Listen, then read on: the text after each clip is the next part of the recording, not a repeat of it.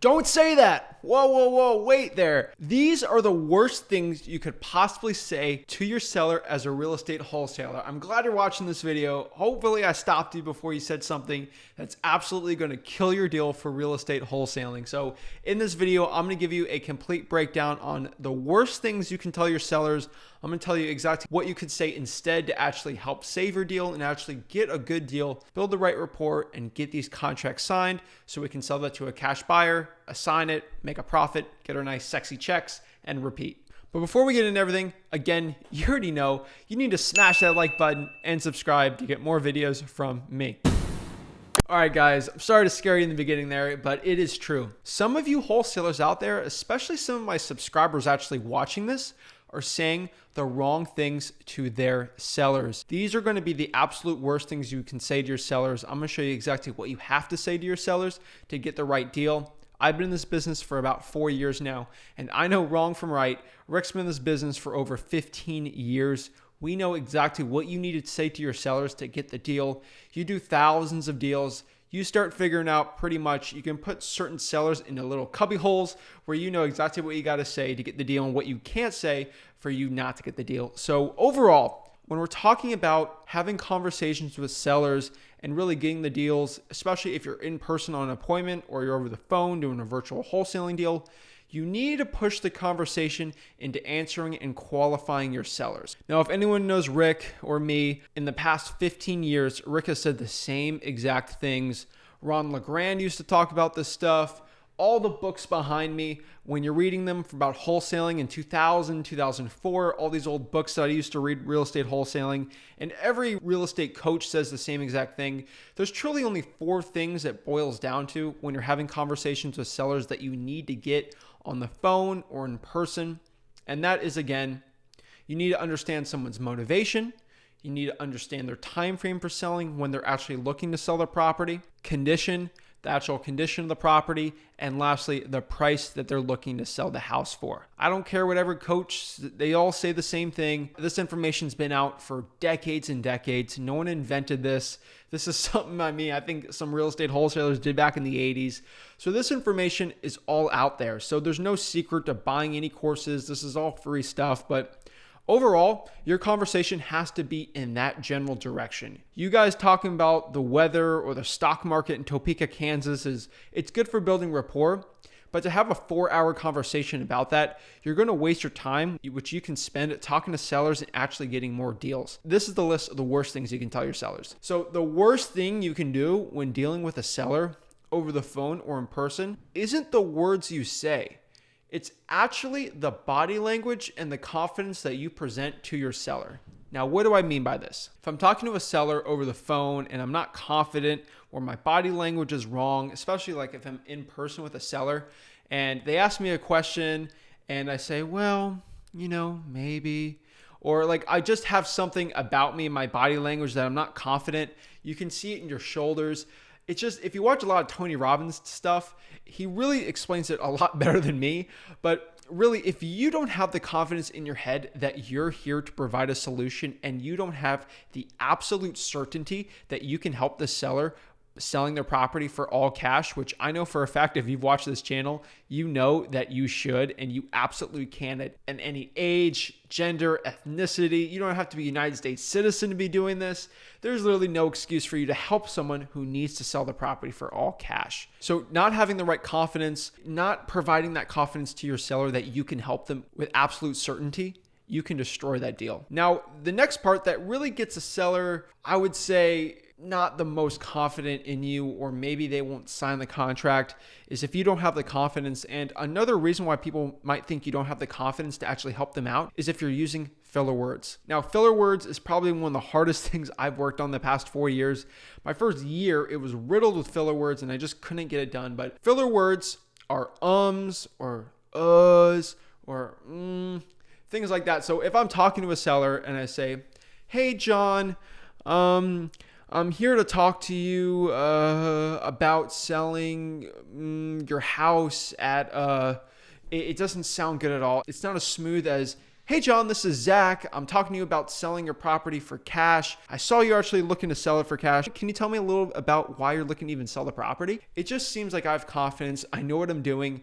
And truly with the seller, it puts it in the light that, I've been in this business for years and years, and I know what I'm doing and I can help you out. Even if you haven't been in this business long, if you can learn really how to eliminate filler words out of your conversations, you can have a way better conversion rate with your sellers, especially virtual wholesaling where people can't really see you. When you're talking about things like that and you're not using filler words, you can have a better success at getting deals. That's the difference between my top acquisitions people and the ones I unfortunately had to fire, is they can't close as well because they're using filler words and they're not getting the deals closed.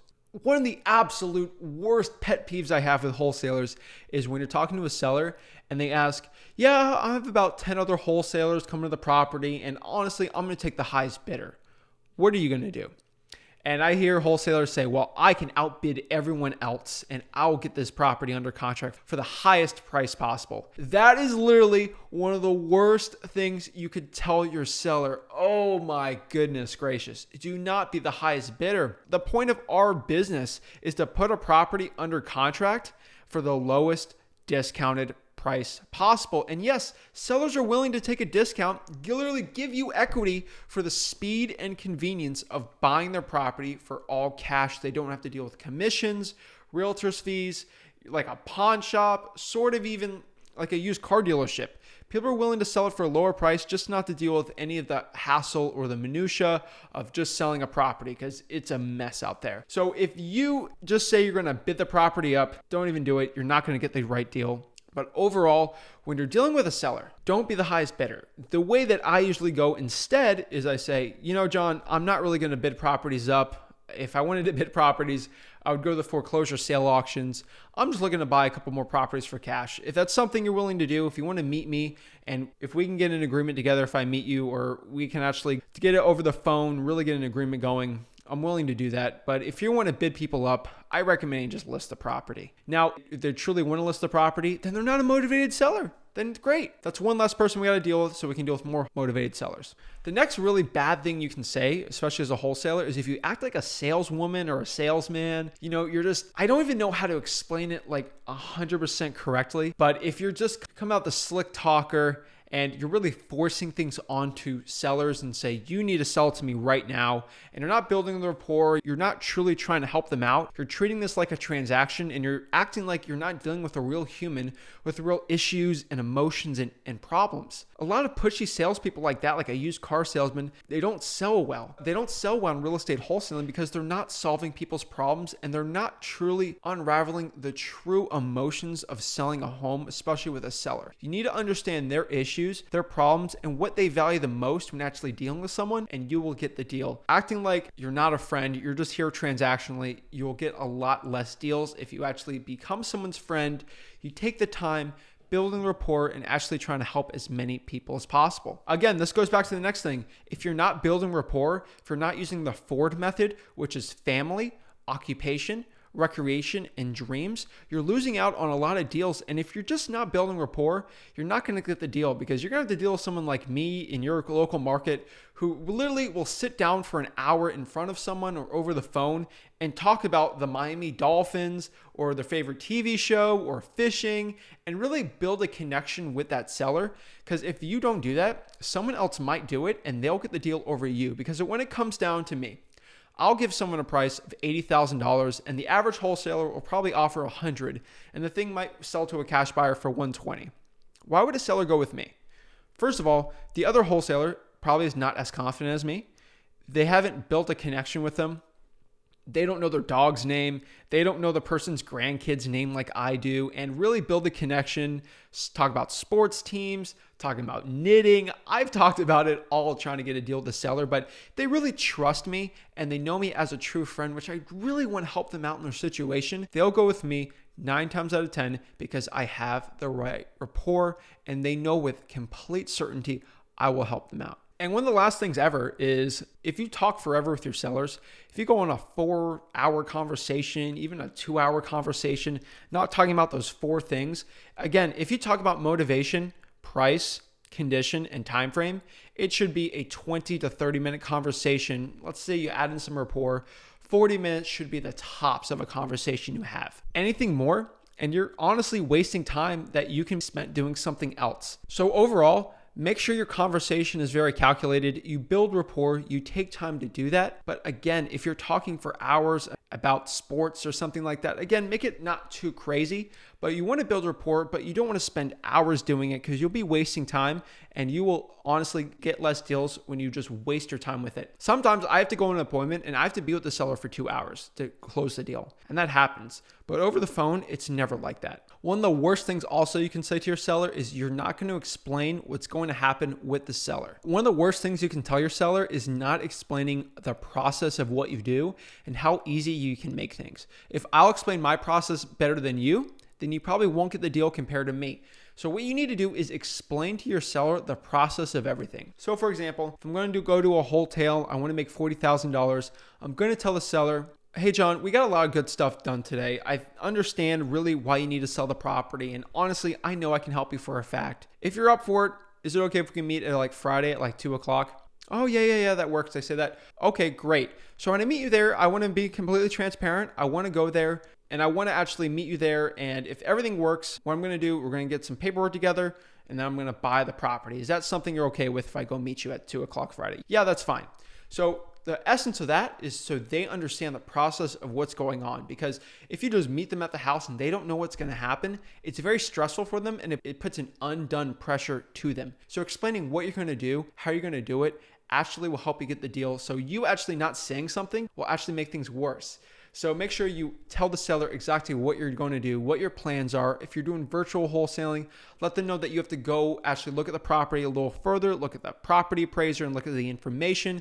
And then I'll give you a call back. And maybe if we get everything to work, we can actually get an agreement done today. Virtually lock it up, .loop, DocuSign, anything like that. And that's it, guys. That is some of the worst things you could possibly say to a seller. I explained exactly how you can actually fix that and actually do the right stuff. Again, repetition is the mother of success. So again, I'm going to tell you, we need to push the conversation into a place where we can build rapport, but we also understand and qualify the seller about their motivation, their price, the condition, and the time frame. Once we get that all together, we can really get them off the phone, either meet them and call them back to lock it up virtually or meet them in person, get the deal locked up, get the cash buyer through, assign it, profit, and repeat. That's the name of the game here in real estate wholesaling. So I truly appreciate you guys watching this video. If you got any value out of it, please smash that like button and subscribe. I truly appreciate you guys' support. We're building a real movement here at Flip with Rick just to help as many people as possible. No gurus, no selling, just value. I truly appreciate it, guys. Have a blessed day.